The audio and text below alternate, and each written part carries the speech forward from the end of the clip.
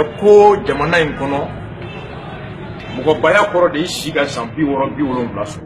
mɔgɔ baya kɔrɔ de ye i si ka dɛ mɔgɔ baya kɔrɔ de i ka kala da ka kɔlɔsi ta mɔgɔ baya kɔrɔ de i ka vesti do i ka karabati ta eko mɔgɔ ba kɔrɔ de ye mun si ka kɔrɔ mun kunsigi jɛlen mun mana peser a bɛ kilo 90 bɔ mun jɔyɔrɔ b'a to mɔgɔ 50 mɔgɔ tɛmɛ bɛ a ka mara kɔnɔ mun mana kɛ sigida min na ni jama b'o kɔ o de ye mɔgɔ ba ye le poids le nombre de personnes qui vous suivent la couleur du cheveu l'âge ko mɔgɔ ba de y'o ala ko n'i ye ko ye ko min b'i silamɛ ɲɔgɔn a ka hakɛ bɔsi a la ka balawu kusa ma ka gɛlɛya k'a ka sigida la gɛlɛya min bɛna to a ka limaniya bɛ tila la gɛlɛya min bɛna to a bɛ fitina balima kɔrɔ ala ko i silamɛtɔ n'i ma fara i silamɛ ɲɔgɔn kan ka kibaruya k'a dɛmɛ a k'i yɛrɛ yɔrɔ diɲɛ o la o kɛlɛ ala ko e tɛ salatu tigɛ n'a min ye ala ma kuranɛ jigi cɛkɔrɔba kelen kan dɛ ala ma fɔ ko kuranɛ jigi tɔ ko cɛkɔrɔbakaw de ta don denmisɛnninw ka taa cɛkɔrɔba bara k'aw kana n kalan ala ma fɔ fan si hadisa kɔnɔ k'aw kana kalan ala k'a bi soso mɛn an kɔrɔ Ismaël Sissoko ala ka Ismaël Dramé ala ka dayɔrɔ sumaya ala k'a di soso dayɔrɔ sumaya maɲi mun ye alimami ye sɛbɛnni kɔrɔ an'u bɛɛ filan a maɲi ka kutuba ala ka maɲi mɛn an kɔrɔ Mustafa Bagadaji ala k'u mɛn an kɔrɔ dɔɔni tɛ si ye dɔɔni tɛ si ye dɛ anw t'i bonya k'i si dɛli an t'i bonya ko gulokiba b'i la an t'i bonya k'a fɔ ko diɲɛ b'i kɔ i kumakan kunu ani bi i ka kɛwale kunu ani bi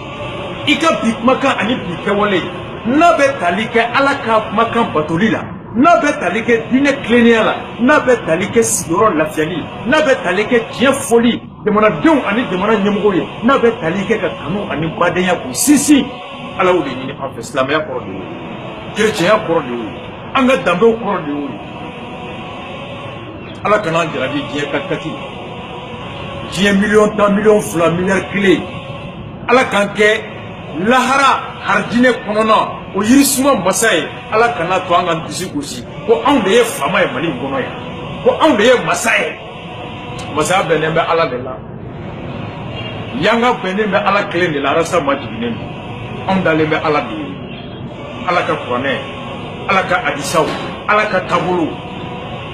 o bɛ sɔrɔ fan bɛɛ hali n'an bɛ t'o ɲini Sénégal jɔn bɛ se k'a fɔ anw ye ko e k'i bɛ mali fɛ e k'i bɛ maliyɛnw fɛ i k'i bɛ maliyɛnw ka diinɛ lakana i k'i bɛ maliyɛnw taabolo lakana ka ni kibaruya bɛ sariya sunba yɛlɛmali kɔnɔ kibaruya min bɛna to kabilaw bɛ fara kibaruya min bɛna to marifa bɛ ta ɲɔgɔn kama président kibaruya min b'a to k'a fɔ ko président n'a ka mandat banna n'a ma se ka élection kɛ k'a tɛ bɔ yen ala ni kira cɛ yɛrɛ k'i da i ni ala cɛ n'i bɛ mali fɛ constitution min b'a fɔ ko ni président ka mandat banna k'a sɔrɔ a ma se ka élection organiser a ma se ka kalafili kɛ ko cour constitutionnelle bɛ dɔ fara a ka présidenya kan fo wagati dɔn wagati tɛ o la ko fo tuma min na ni président kura sigi aw ni ala ni kira cɛ bɛ se k'a fɔ anw ye k'e ye mɔgɔba ye e bɛ se k'a fɔ anw ye k'e bɛ mali fɛ e bɛ se k'a fɔ anw ye ko e ye faso in ka di e ye ko nin sariya de b'a to maliyɛnw ka hakɛ bɛ lafasa a ɲɔgɔnna ala y'an caya an ka misali ta ɲɔgɔn kama Congo Kinshasa marifa talen bɛ ɲɔgɔn kama mun ko n tɛ fanga bila bɛnkan min kɛra ko ni wagati kɛra kalafili bɛ kɛ o bɛnkan wagati sarati dafara mun bɛ ɲɛmɔgɔya la ko k'a tɛ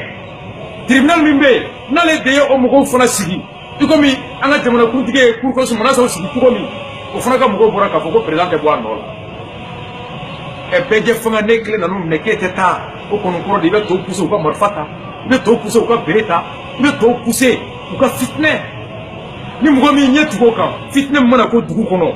e min ɲɛ tugu a kan i nɔ b'a fitinɛ la i tɛ salatu tigɛ ni ala min ye anw ko constitution in nɔ miliyɔn 10 bɛ d'i ma miliyɔn 20 dir'i ma wari bɛɛ ban dɛ mais ala ka kiti to i tɛ se ka échapper o ma i tɛ se mɔgɔ mɔgɔ bɛ ka wari minɛ mɔgɔ mɔgɔ bolo nin ye mɔgɔ ko de ye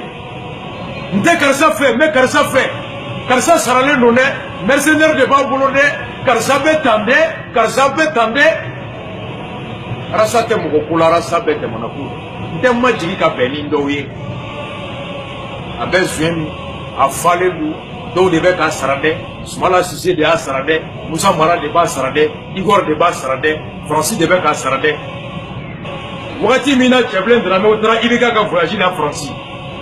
ka directive posé o don an bɔra k'a fɔ Cɛbilenw ye mun kɛ a maɲi faso ma o don minnu b'a la bi k'an bɛ suɲɛ olu de bɔra Bacili denkɛ ka ɲi han vraiment il est très bien éduqué a lamɔlen don dɛ a bɛ faso fɛ u bɛ n wele fiston vraiment tu es bien ala ka bɛɛ kɛ ɲɔgɔnna ye tu sais que Sumala ye dugutila de don min na Biprem bɔra ka plainte dɔ IBK kama n'an bɔra k'a fɔ ko Biprem ye tɔgɔ ɲinina de ye ko IBK ko tɛ ko tiɲɛ dɔnni ko tɛ o don minnu b'a la bi olu de bɔra tu sais que j'étais à Rasta quand j'étais jeune ni n taara Bob Marley concert la kan to kalan na Faransi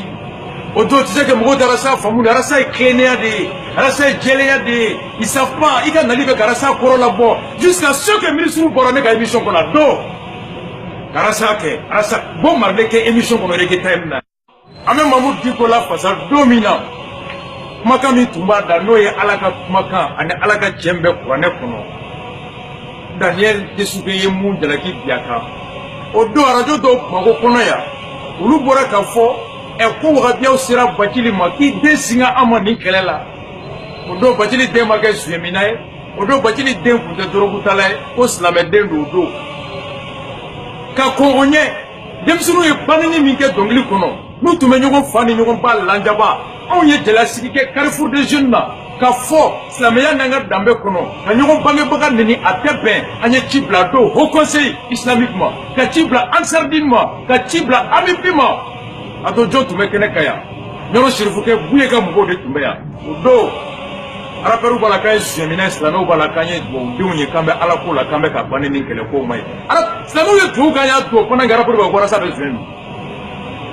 u kɛlen ka engrais kɔrɔ la don Mali kɔnɔ an ye conférence kelen kɛ Carrefour kɔnɔ yan ka ci bila ka se Ansardine ma ka ci bila ka se AMIP ma ka ci bila ka se Haut Conseil ma o don Ansardine olu de ka mɔgɔw tun bɛ Carrefour la o don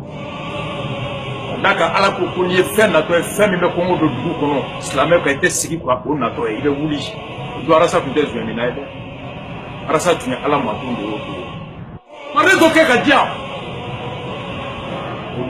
o don Arasa kun ni suyɛn kun b'a kɔnɔ o suyɛn o kun dagalen bɛ faso kɔnɔ o kun dagalen bɛ bulon kɔnɔ o kun dagalen bɛ kuranɛ kɔnɔ don min na Daniel bɔra k'a fɔ ko pour que diinɛ kelen ka dabila terrorisme ka dabila ko fo ka bɔ fɛn dɔw gɔmɔsi ka dɔ tigɛ ka bɔ a la o don arajo danbe sanfɛ Idri an bɔra ni sariya min bɛ Daniel yɛrɛ poursuivi Carrefour kɔnɔ an ye conférence kɛ yan o don tuma ko alimami kila bɛɛ tun bɛ yan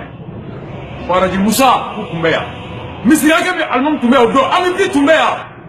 yan ko Arasa ye ala ko ye dɛ Arasa bɛ ala dɔn k'ala mɔlen ko ala ko i ka tiɲɛ fɔ o don minnu bɛ ka bɔ bi k'an bɛ suyɛn olu de ko u ye mɔgɔ ci ne ma a ye taa Mamudu Diko ɲininka a bɛ Arasa dɔtɔrɔ u ko cɛnin ye ala mɔgɔ ye ko cɛnin lamɔlen don ka d'a kan o don olu ka tiɲɛ tun bɛ ɲini ka don galama la Arasa bɔra k'u dɛmɛ k'o tiɲɛ labɔ u ka hɔrɔnya n'u ka diinɛ matarafara o don Arasa tun lamɔlen don zɛn min tun bɛ Arasa bolo u yɛrɛ k'o dɔn ko ala ko ni zɛn de dagalen don o don min na an bɛ ka jigin Daniel kan o don mɔgɔ si ma bɔ k'an bɛ ka mɔgɔba dɔgɔya u ko k'a ka ɲi Mamudu Diko yɛrɛ ko a ko k'ale t'a da don Daniel la a ko k'a t'a da don Daniel la Mali mɔgɔba ye jɔn ye o tɛ jamana marabagaw ye wa ni ko i bɛ mɔgɔba ta o ye mun bɛ jɔyɔrɔ dɔ la a bɛ bisigi k'a bɛ yɔrɔ min na yɔrɔba don mɔgɔ min bɛ yen mɔgɔbaya taabolo kan ka k'o la ni ko yera ɲɛmɔgɔ taabolo la ko min tɛ koba ye a bɛ fɔ ko ɲɛmɔgɔ lankolon ɲɛmɔgɔ denni jɔn de y'a fɔ Mamadou Ismaël ma que c'est malhonnête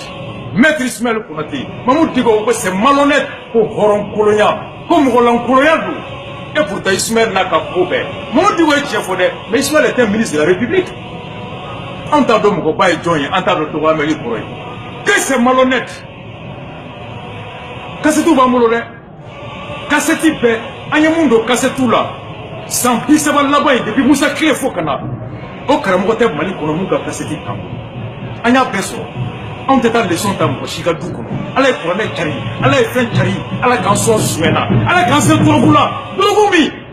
n'o ye ala kanu don Badara Ali la n'o ye Badara Ali dusu jɔ ka se ka ala ka diinɛ lafasa ni ɲɔgɔn fɔra kira ma sallallahu alayhi wa sallam a na kuma u y'a fɔ a ye nin ye jinɛmuru de ye mɔgɔlankolon de ye ma sɔrɔ bɛ fɔra kira ma sallallahu alayhi wa sallam ala k'an kisi an b'o sira de